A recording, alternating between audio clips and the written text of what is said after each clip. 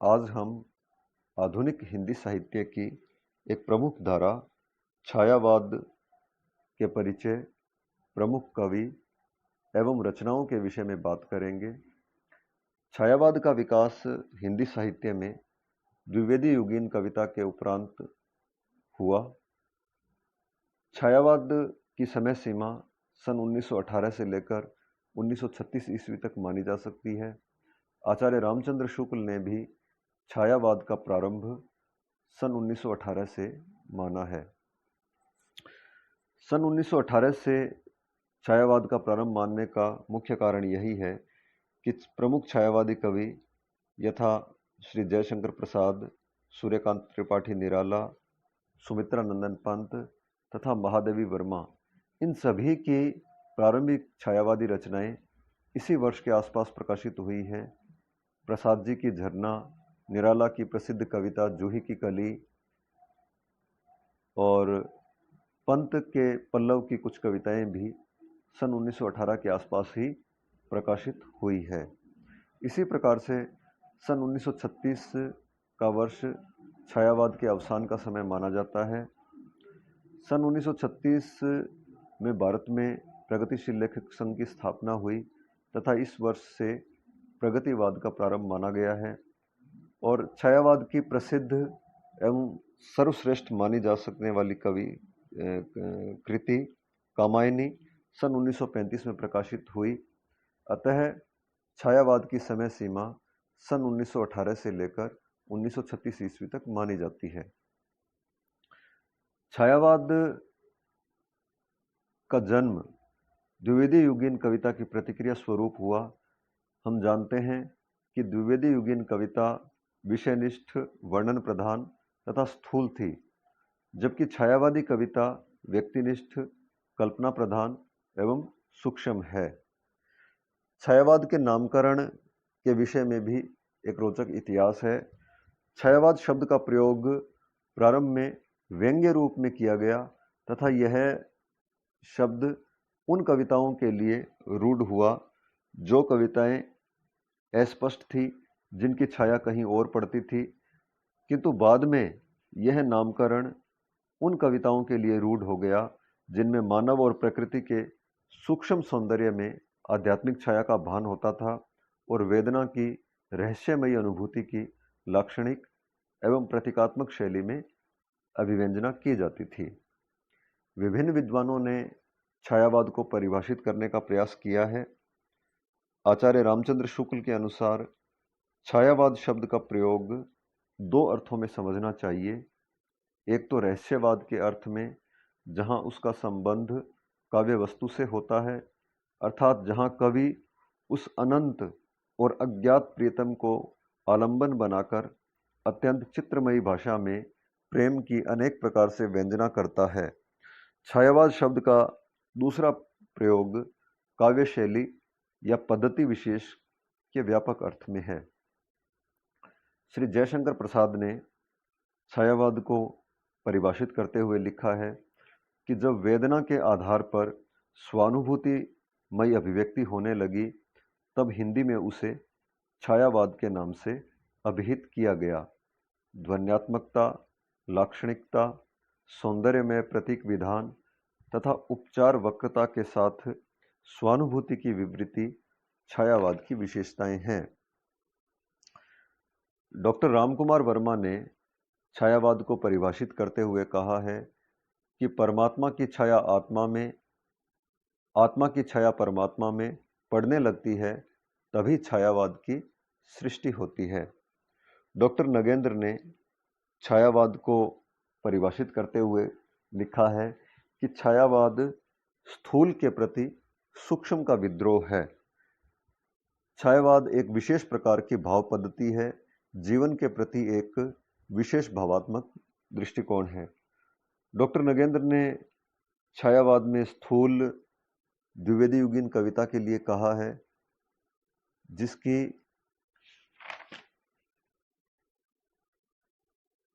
विषयनिष्ठ तथा वर्णन प्रधान शैली को उन्होंने स्थूल माना है।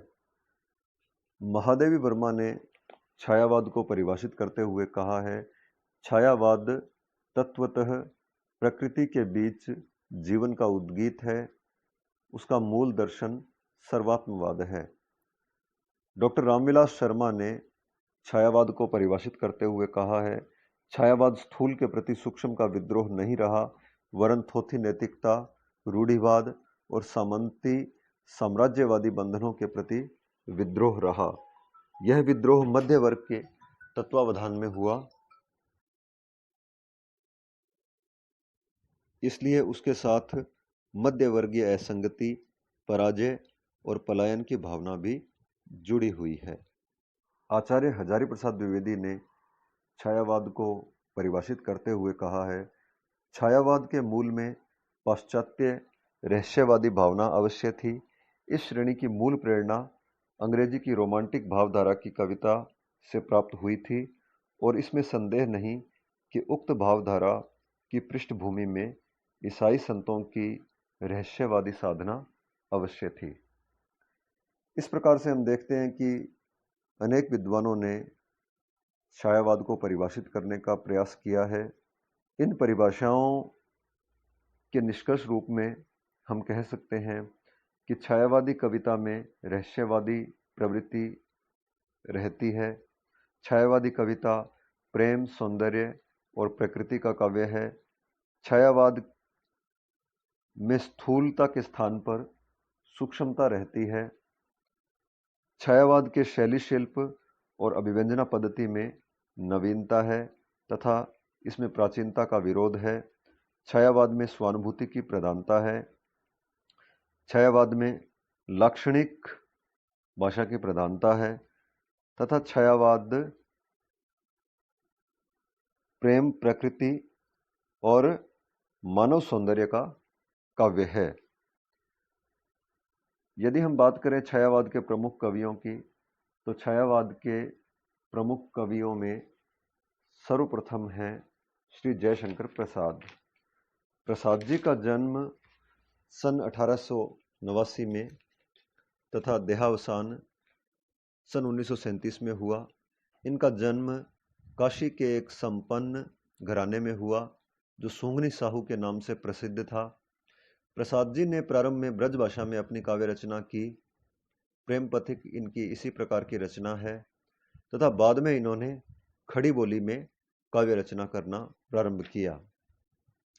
प्रसाद जी की प्रसिद्ध रचनाओं में झरना, आंसू, लहर तथा कामायनी है। झरना का प्रकाशन सन 1918 में हुआ, आंसू का प्रकाशन सन 1925 में, लहर का प्रकाशन सन 1933 में तथा कामायनी का प्रकाशन सन 1935 में हुआ। कामायनी प्रसाद जी की अंतिम प्रसिद्ध कृति है। कामायनी में बुद्धिवाद के विरोध में हृदय तत्व की प्रतिष्ठा करने का प्रसाद जी ने प्रयास किया है और इसमें प्रसाद जी ने शैव दर्शन के आनंदवाद को जीवन के पूर्ण उत्कर्ष का साधन माना है। छायावाद के दूसरे प्रमुख कवि हैं सूर्यकांत त्रिपाठी निराला। निराला जी का जन्म सन 1897 में तथा देहावसान सन 1963 में हुआ। निराला जी की प्रमुख रचनाओं में अनामिका जो कि 1923 में प्रकाशित हुई, परिमल 1930 में, गीतिका 1936 में तथा तुलसीदास का प्रकाशन 1938 में हुआ। निराला जी ने अपने जीवन में सदैव अभावों और विपत्तियों का सामना किया, किंतु इन्होंने कभी झुकना नहीं सीखा। इनकी रचनाओं पर दर्शन का भी गंभीर और व्यापक प्रभाव दिखाई देता है। निराला जी के अनामिका संग्रह में प्रकाशित रचना राम की शक्ति पूजा, यह छायावादी ही नहीं बल्कि संपूर्ण हिंदी साहित्य की एक उत्कृष्ट उपलब्धि है।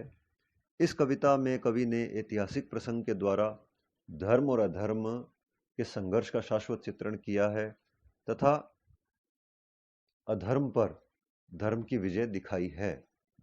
तुलसीदास रचना के माध्यम से निराला जी ने भारतीय जीवन मूल्यों की प्रतिष्ठा का प्रयास किया है और इसमें व्यक्तिगत सुख और जीवन के महान एवं व्यापक मूल्यों के बीच में संघर्ष दिखलाकर अंत में उदात्त मूल्यों की विजय दिखाई है। छायावाद के तीसरे प्रमुख कवि हैं श्री सुमित्रानंदन पंत। पंत जी का जन्म सन 1900 ईस्वी में तथा मृत्यु सन 1970 ईस्वी में हुई। पंत जी को हिंदी साहित्य का प्रकृति का सुकुमार कवि कहा जाता है। पंत जी की रचनाओं में उच्छ्वास, ग्रंथि, वीणा, पल्लव तथा गुंजन प्रमुख छायावादी रचनाएं हैं। उच्छ्वास का प्रकाशन सन 1920 ईस्वी में, ग्रंथि का सन 1920 में, वीणा का सन 1927 में, पल्लव का सन 1928 में तथा गुंजन का प्रकाशन सन 1932 ईस्वी में हुआ। पंत को उनकी काव्य कृति चिदंबरा पर भारतीय ज्ञानपीठ पुरस्कार प्राप्त हुआ। पंत जी की परिवर्तन कविता अत्यंत मार्मिक और उच्च कोटि की दार्शनिक कविता है। पंत जी द्वारा रचित पल्लव को छायावाद का मैनिफेस्टो कहा जाता है। इस रचना की भूमिका में लगभग 40 पृष्ठों में पंत जी ने भाषा, अलंकार, छंद, शब्द चयन आदि पर विस्तार से अपने विचारों को व्यक्त किया है। छायावादी कवियों में अन्य प्रमुख कवि महादेवी वर्मा। महादेवी वर्मा का जन्म सन 1907 में तथा मृत्यु सन 1987 में हुई। इनकी प्रमुख छायावादी रचनाओं में निहार, रश्मि, नीरजा, सांध्य गीत तथा यामा हैं। निहार का प्रकाशन सन 1930 में, रश्मि का सन 1932 में, नीरजा का सन 1935 में, सांध्य गीत का सन 1936 में तथा यामा का प्रकाशन सन 1940 में हुआ। महादेवी वर्मा को आधुनिक युग की मीरा कहा जाता है। उनके काव्य में विरह की प्रधानता है। इनका विरह लौकिक न होकर अलौकिक विरह है। महादेवी जी छायावादी कवियों में ऐसी कवित्री हैं जिनके काव्य में रहस्यवाद की प्रधानता है और मैं नीर भरी दुख की बदली इनकी प्रसिद्ध पंक्ति है। महादेवी जी ने अपनी रचनाओं में सर्वात्मवाद पर बल दिया है। इन छायावादी कवियों के अतिरिक्त माखनलाल चतुर्वेदी, बालकृष्ण शर्मा नवीन, भगवती चरण वर्मा, डॉक्टर रामकुमार वर्मा आदि पर भी छायावाद का प्रभाव है तथा इन्होंने भी छायावादी रचनाएं की हैं। डॉक्टर रामकुमार वर्मा के रूपराशि, निशीथ, चित्ररेखा, आकाशगंगा आदि काव्य संग्रहों में छायावादी पद्धति की रचनाएं संकलित है। मोहनलाल महतो वियोगी, इन्होंने भी छायावादी पद्धति पर काव्य रचनाएं की हैं। निर्माल्य, एक तारा तथा कल्पना आदि रचनाओं में छायावाद का स्पष्ट प्रभाव दिखाई देता है। निष्कर्ष रूप में हम कह सकते हैं कि छायावाद हिंदी साहित्य का एक गौरवपूर्ण अध्याय है तथा इसने हिंदी साहित्य को अनेक महान कवि प्रदान किए हैं। धन्यवाद।